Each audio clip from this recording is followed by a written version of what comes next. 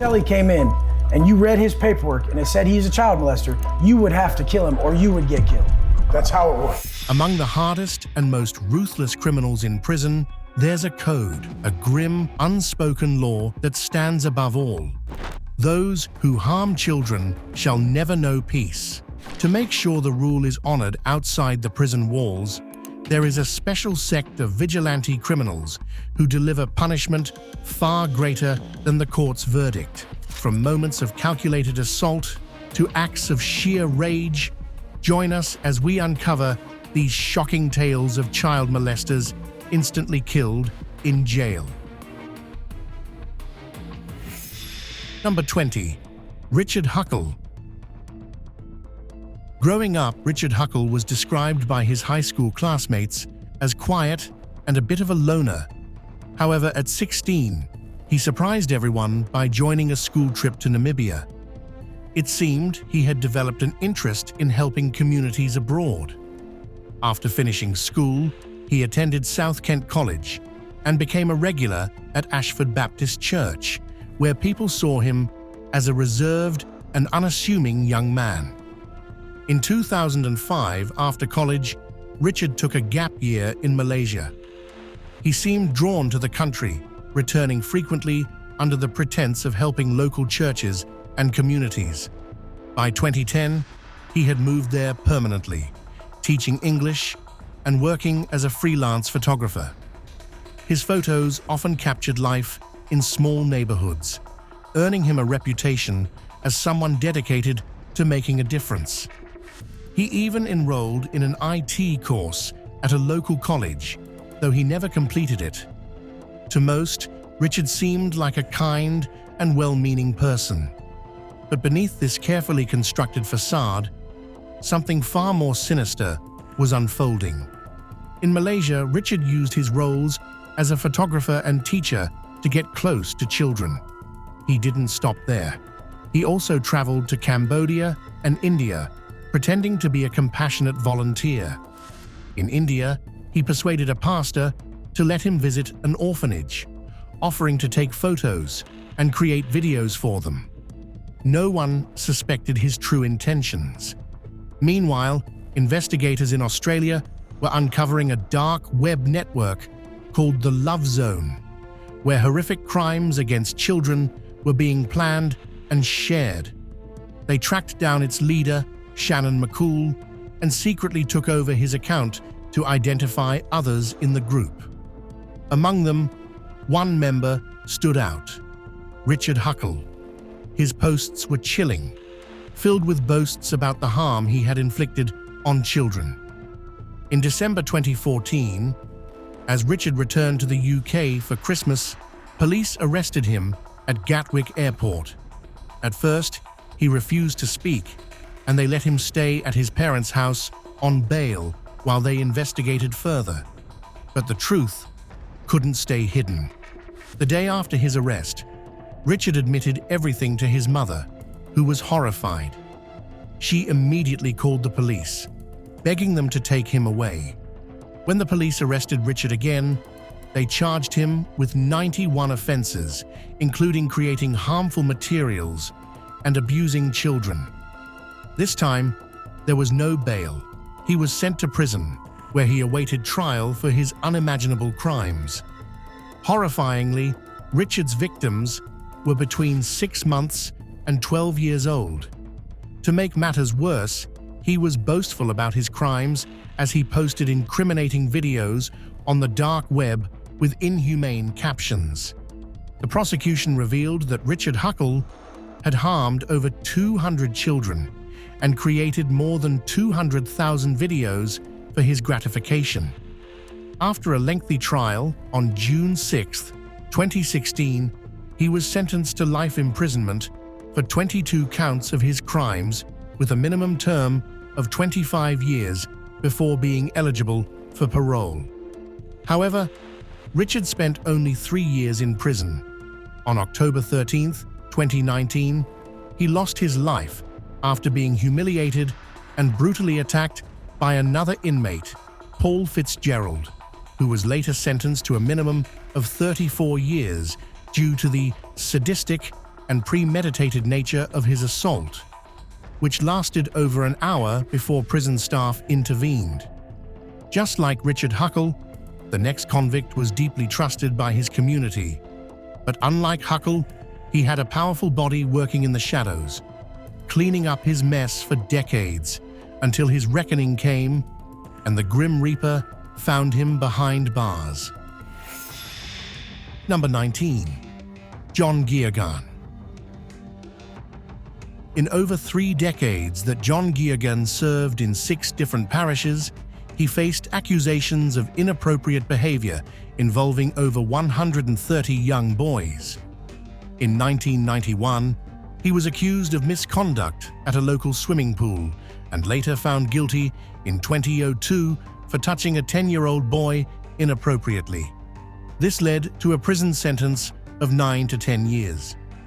In 1998, Pope John Paul II officially removed Egan from his priestly duties. Following his conviction, legal battles continued as victims sought justice. The Boston Archdiocese initially agreed to pay $30 million to 86 of Egan's victims, but later reduced the settlement to $10 million when it looked like the case was losing media attention. During that period, the legal cases against Egan also faced complications. One case was dropped when the accuser decided not to testify, while another was dismissed due to the time limits for prosecution. At the time of his passing, unresolved charges were still under investigation. Because of how south the case was going and how much it angered the public, Egan was placed in protective custody at the Sousa Baranowski Correctional Center in Lancaster, but it was there that he eventually met his end. On August 23, 2003, John Egan's dark past caught up with him. In his prison cell, he met a violent end at the hands of fellow inmate Joseph Lee Druce. Druce, already serving life without parole for taking the life of a man who had allegedly made inappropriate advances toward him, saw Egan as his ultimate target. Druce told authorities that his actions were his own, not influenced or coerced by anyone. According to him, from the moment Druce entered the prison, he had marked Egan as a prize. He revealed that his deep resentment stemmed from his own traumatic childhood experiences, including abuse at a boarding school. Druce believed it was his duty to make child abusers pay. Yet whispers circulated that Druce may have been paid to take the life of the priest who was about to evade justice thanks to the influence of the Vatican, a theory that remains unproven. On January 25, 2006, a Worcester jury rejected Druce's insanity plea and found him guilty of taking Egan's life. His punishment was a second life sentence, without the possibility of parole. As for Egan, he was laid to rest on August 28, 2003, in Holyhood Cemetery in Brookline, Massachusetts, a controversial burial for a man whose crimes left a legacy of pain. Unlike Druce, who meticulously planned his crime, the next prison vigilante fought against every instinct to intervene, until the weight of the child abuser's heinous acts left him no choice. Number 18. Theodore Dyer. In 2014, a man named Stephen Sanderson, already serving a life sentence, shocked the world with his actions behind bars. Sanderson had been in prison since 1991 for a terrible crime, taking the life of his girlfriend. His punishment was severe: life in prison with no chance of freedom. For years, he lived quietly, accepting his fate. But everything changed when he crossed paths with Theodore Dyer. Dyer's crimes were so disturbing that even the toughest inmates couldn't stand him. He had abused a 9-year-old child, and in the prison hierarchy, that made him the lowest of the low. To make things worse, Dyer didn't seem sorry. Day after day, he bragged about how he assaulted the minor justifying his actions without any remorse. Sanderson tried to ignore it, but the constant talk ate away at him. Each word felt like a dagger, each smug comment fueling a storm inside him. The tension between the two men grew, and something dark began to build in Sanderson. On October 2nd, 2014, that storm finally broke. Early morning, while the prison slept, Sanderson made his move. He waited until the perfect moment, then used a shoelace to end Dyer's life in their shared cell. When it was over, Sanderson didn't try to hide what he had done. Instead, he calmly walked up to a guard and confessed. The news spread quickly, sparking debates about justice, morality, and life in prison. For Sanderson, it was clear. He had reached his breaking point just as the next vigilante delivered his brand of justice, leaving two inmates to face their final judgment. Number 17. David Bobb and Graham de Luis-Conti. Jonathan Watson, a man serving a life sentence for taking someone's life, admitted in 2020 to have taken the lives of two other inmates in a California prison. In a letter, he confessed to attacking the men, both convicted of crimes against children, and explained what led to his actions. Watson shared that he had been moved to a lower security facility, which allowed him to live in a dorm-style setup instead of a private cell. He called this transfer a mistake, especially after one of the inmates he identified as Molester 1 moved into his living area. According to Watson, this individual openly watched children's shows, something Watson believed was meant to provoke others. Unable to ignore the situation, Watson said he decided to act. He reportedly asked prison staff to move him back to his previous, higher security unit, but his request was dismissed. The following day, Watson claimed the same inmate started watching the same show again, which pushed him to act. Using a cane, Watson attacked the man. As he was heading to confess to a prison guard, Watson said he came across another inmate who was a convicted child trafficker. Believing it was the right thing to do, Watson attacked him as well. The prison later confirmed the deaths of two inmates, David Bobb and Graham de Luis-Conti, both serving life sentences for serious crimes against children. Watson has since been placed in isolation, and the case is under investigation. In his letter, Watson expressed no regret for his actions. He explained that he felt he had nothing to lose and viewed his actions as a way to protect others from harm. Watson even stated he was willing to plead guilty to the killings.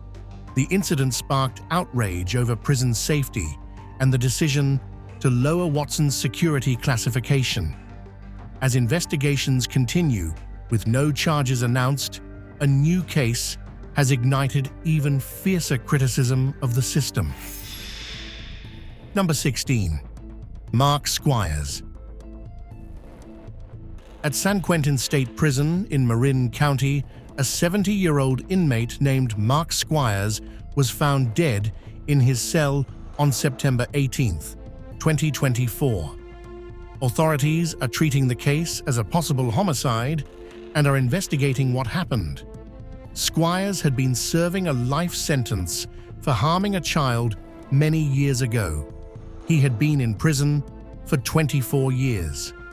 On the day of the incident, prison staff responded to an alarm and went to the cell shared by Squires and his 36-year-old cellmate, Gustavo Lopez. When they arrived, they found Squires unresponsive. Despite efforts to help him, he passed away shortly after. Following the incident, Lopez was moved to a secure area while investigators are presently working to uncover the details of what happened.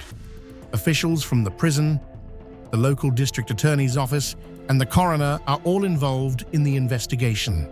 Lopez has been in prison since 2020 and is serving a 13-year sentence for assault and false imprisonment. The full details of what happened remain hidden from the public, but in the next case, the vigilante proudly recounted every moment of delivering the ultimate punishment. Number 15. Andrew Thompson. At Florida's Blackwater River Correctional Facility, 35-year-old Andrew Alexander Thompson was serving a lengthy 45-year sentence. His crimes included secretly filming children and engaging in disturbing acts involving animals, with victims as young as 2 years old. In the same prison, 41-year-old Angel V's was serving time for his violent history, which included armed robbery, aggravated battery, false imprisonment, and even taking someone's life. Their paths crossed in a way that would lead to tragedy. On July 27, 2022, V's decided to take matters into his own hands. Using a torn bedsheet, he ended Thompson's life in their shared cell, showing no hesitation or remorse. Afterward, V's calmly approached a prison officer and admitted to what he had done, bluntly stating that he had taken Thompson's life and that there was one less problem to worry about. Following the incident, V's was transferred to Santa Rosa County Jail, where he is now held without bond, awaiting further legal proceedings. There's no doubt V's needs psychological help, but the next prison vigilante's need is far greater after what he did to the child abuser's lifeless remains. Number 14. Stephen Paul Patchin. In May 2024, an inmate named Kyle J. Kelbel admitted in court that he had strangled his cellmate Stephen Paul Patchin at Lino Lakes Prison the previous year. Kelbel, who is already serving a life sentence for a separate crime, pleaded guilty to the accusation in the case. The incident occurred in October 2023 when Kelbel attacked Patchin, a 63-year-old serving a nearly 20-year sentence for assaulting children. According to investigators, the two had argued the night before, and Patchin commented a young relative of Kelbel's triggered the attack. Kelbel grabbed Patchin from his bunk and used a string, meant for holding the cell door open, to strangle him. Afterward, Kelbel cleaned up the scene. He dressed Patchin in fresh clothes, placed him on the bed, covered him with a blanket, and positioned him to look like he was asleep before going to bed himself. The next morning, Kelbel told a guard what had happened, and Patchin was found dead in the cell shortly after. As part of a plea deal, Kelbel will receive an additional 16-year sentence, which will run at the same time as his current life sentence. Since the incident, he has been moved to Oak Park Heights Prison, the state's highest security facility. Even in the most secure prisons, some prisoners move like hounds, hunting down those who stole the innocence of children, and the next vigilante was among them. Number 13. Ashley Brofo. On March 9th, 2023, Ashley Brofo met a violent and final end at the hands of 43-year-old Evan James Martin. Brofo, a convicted child abuser, had his life cut short when Martin decided he should face his form of justice. Entering Brofo's cell, Martin locked him in a deadly chokehold, forcing him to the ground. Tightening his grip and wrapping his legs around Brofo, he increased the pressure until Brofo lost consciousness. To ensure there was no chance of survival, Martin used his full weight to press down on Brofo's throat, sealing his fate. Brofo, a 40-year-old man with intellectual disabilities, had recently pleaded guilty to luring a 9-year-old girl from a park near his home in Double View. Although the court had yet to deliver his punishment, Martin decided to take matters into his own hands. Martin was no stranger to violence.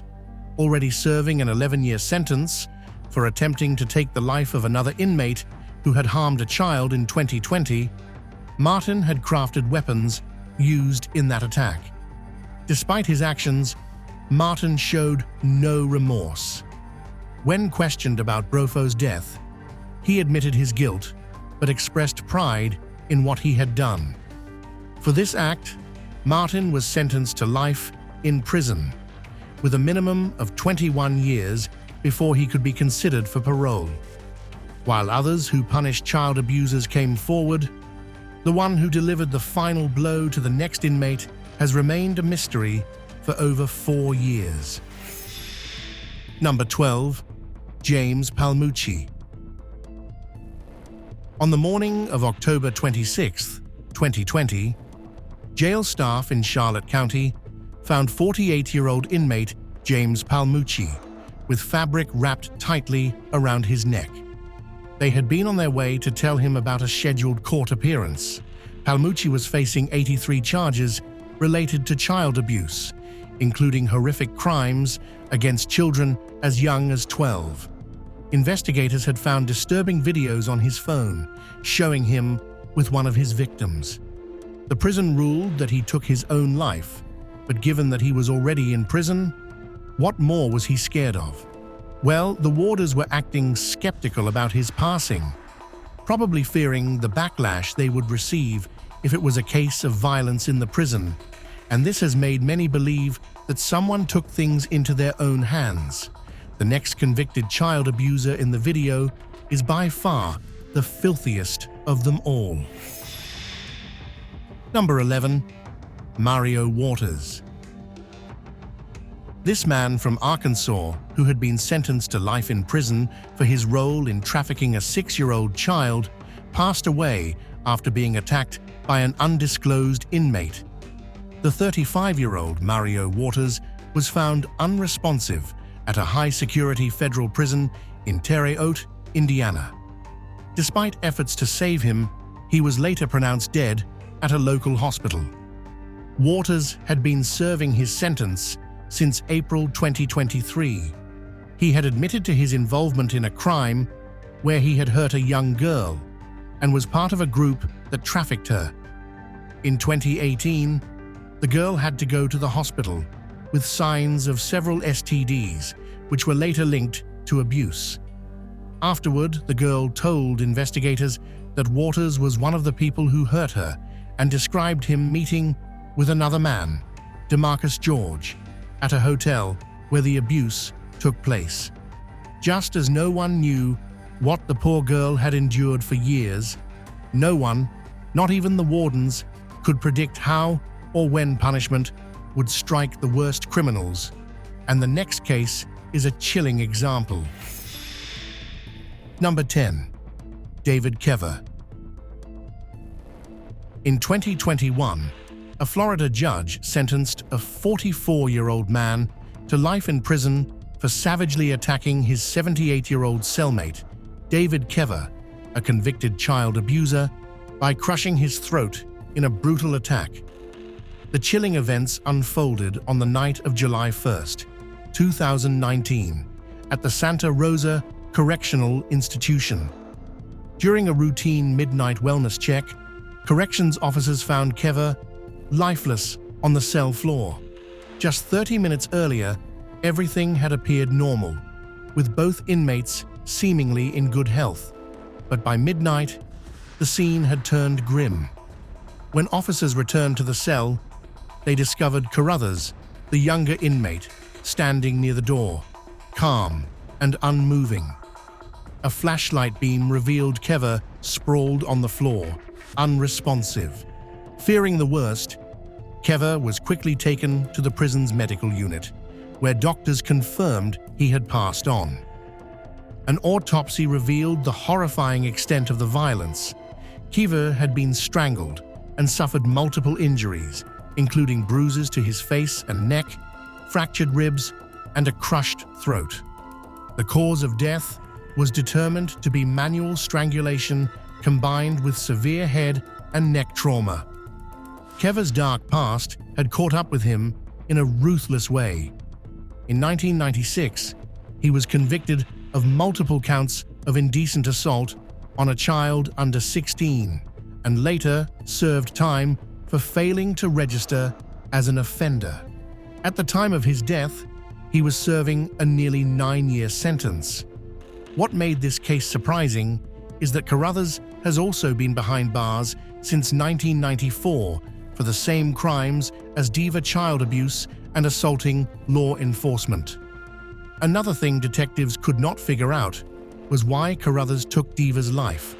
He was set to be released in early 2021, but instead chose to never see freedom again. Similarly, a prison vigilante abandoned years of progress just to deliver punishment to the next predator in the video. Number 9. David OAS Ramirez. In 2019, a 43-year-old man serving life in prison for taking someone's life 25 years earlier was arrested again, this time for the passing of a fellow inmate in the Duval County Jail.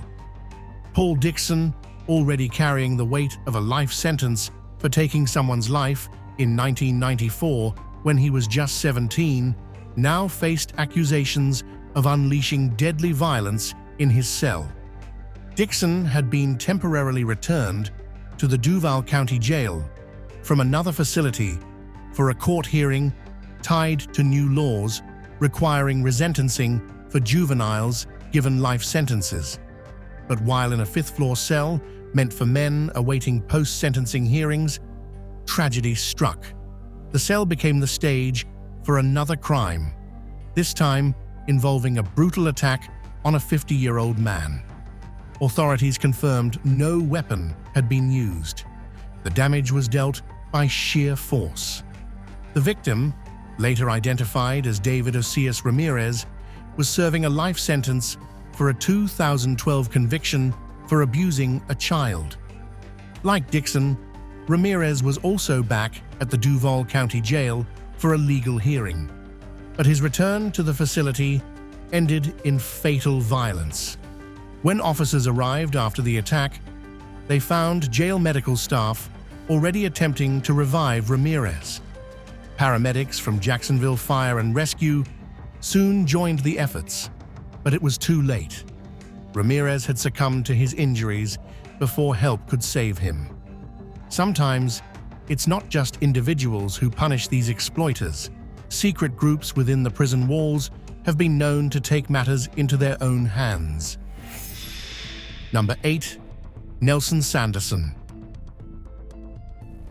In 2020, a brutal act of violence unfolded within the walls of the Century Correctional Institution, leaving one inmate lifeless and another with a 30-year prison sentence. Markel Sawyer, a 26-year-old from Milton, stood accused of taking the life of 79-year-old Nelson Sanderson on August 17, 2020. According to court records, Sawyer ambushed Sanderson in the dormitory bathroom, striking him over the head with a heavy combination lock. The attack proved fatal. Sanderson, who was serving 2 life sentences for unspeakable crimes against children under the age of 12, met his end in a violent encounter that few could have predicted. Sanderson's past from 2010, when allegations of child abuse surfaced, is believed to be the reason why he was attacked. Back in 2010, instead of facing justice, he fled the country, eluding authorities in Costa Rica and eventually settling in Grenada, Nicaragua. His time on the run ended in 2016 when he was captured and extradited to the US to stand trial for his crimes. How do all these connect to Sawyer? Well, in a chilling statement to correctional officers, Sawyer claimed he was ordered to take out Sanderson by his master in the so-called Illuminati. He described the act as a way to redeem himself and prove his loyalty to the secretive group. When asked if the act was worth it, Sawyer chillingly replied, "Anything to prove my love for the nation." Fellow inmates corroborated Sawyer's bizarre claims, saying he had often spoken about being compelled by the Illuminati. The moment an inmate is convicted of harming a child, they instantly become a target. and that was exactly the fate of the next inmate. Number 7. Liam Deans. The 22-year-old Liam Dean, convicted for ending the life of a child, came to a gruesome end within the confines of HMP Leeds, just 1 month into his prison term, on November 12, 2018. Dean's crime had shocked the public. His daughter Luna, barely 2 days old, had been left in his care, while her mother, Karen Bisset, took a much-needed rest. But instead of soothing the crying infant, Dean unleashed his fury, punching, squeezing, and shaking the helpless baby. He initially tried to cover up the heinous act, claiming Luna had fallen, but the truth unraveled during questioning, sealing his conviction. Inside the prison, Dean's notoriety as a baby killer made him a target. The taunts and threats from other inmates were relentless, but it was his cellmate, 29-year-old John Westland, who delivered the fatal blow. Westland, himself serving time for assault and grievous bodily harm, harbored deep resentment toward Dean. During their time in the shared cell, Westland claimed to believe that Dean had molested the child, although no such allegations had been proven. In the early hours of November 12th, prison guards discovered Dean's lifeless, bloodied body. The scene was brutal. Shards of a broken aftershave bottle lay scattered on a chair near the bunk bed, bearing Westland's fingerprints. Dean's injuries showed signs of asphyxiation, caused by pressure to his head and face, as well as wounds from the glass weapon. During the trial at Leeds Crown Court, Westland admitted to attacking Dean, but claimed he was driven by a mix of rage and disgust.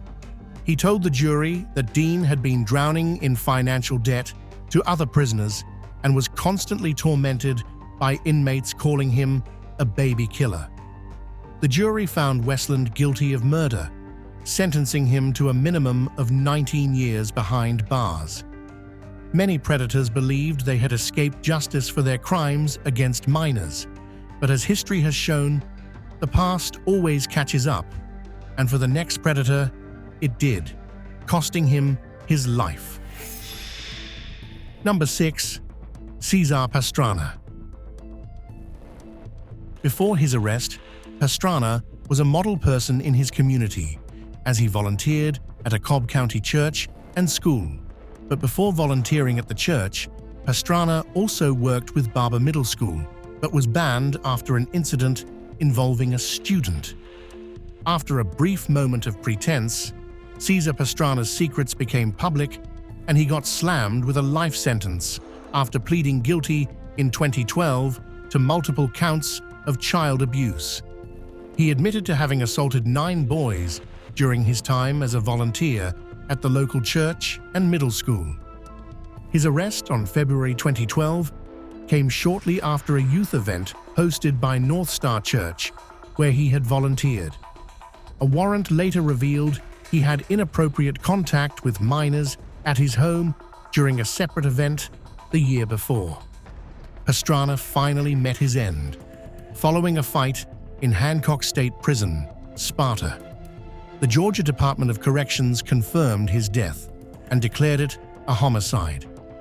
The GDC, working with the Georgia Bureau of Investigation, has launched an investigation into the incident, which follows standard protocol.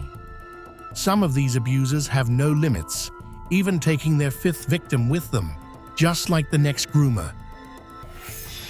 Number 5. DeAndre Austin. This Richmond-based uncle was convicted in 2008 for repeatedly assaulting his 3 young nieces. These events took place between 2002 and 2006, when they all lived together. Austin was sentenced to life in prison, with the possibility of parole for serious crimes, including assault and inappropriate actions with children under 14 years old. On October 14th, 2000, at about 5:40 in the evening, a shout of "Man down" was heard in the prison. When officers reached Austin's cell, they found him unresponsive.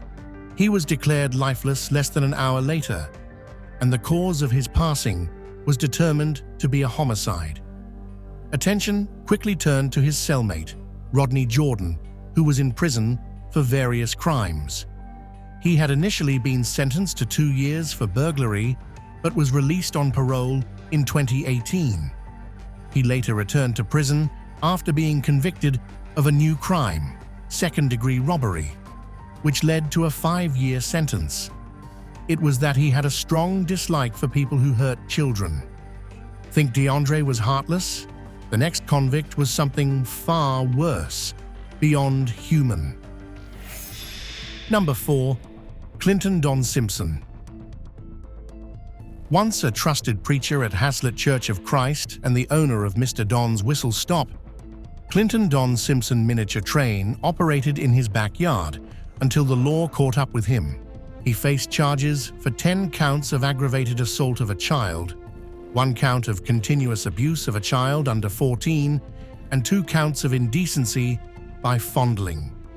A dozen children came forward with accusations against him. The investigation began when the parents of a 3-year-old reported that Simpson had assaulted their daughter while she was riding the train at a birthday party. After the allegations in 2007, Simpson was initially placed on house arrest. However, in 2009, there was a debate over his mental fitness to stand trial, and he was sent to a hospital. He was later returned to jail and awaited another evaluation after being deemed fit to face trial.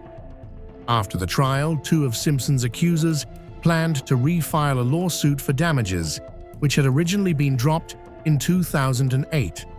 But fate caught up with Simpson when he was tragically killed in Tarrant County Jail. He died from blunt force injuries to the head and was rushed to John Peter Smith Hospital, where he was confirmed to have passed away. The person responsible for his passing was fellow inmate David Faustino Flores, who was 42 years old. Flores, from Fort Worth, had been arrested previously for charges related to injury to a child, elderly, or disabled person. He also had prior charges for criminal trespass, theft, and evading arrest. Flores was charged with murder, and his bail was set at $50,000, but his motive for attacking the former preacher remains unknown. Just as the escalation in the next case remains a mystery, law enforcers are still unsure if what happened to this predator was a system glitch or a calculated act. Number 3. Robert Munger. Shane Goldsby, an inmate in Washington state, received an additional 25-year prison sentence after being placed in a cell with a man he later discovered had assaulted his younger sister.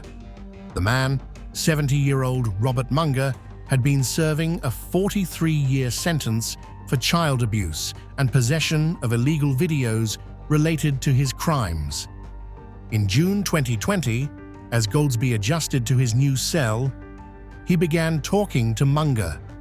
During their conversations, he realized Munger was the person who had repeatedly harmed his sister.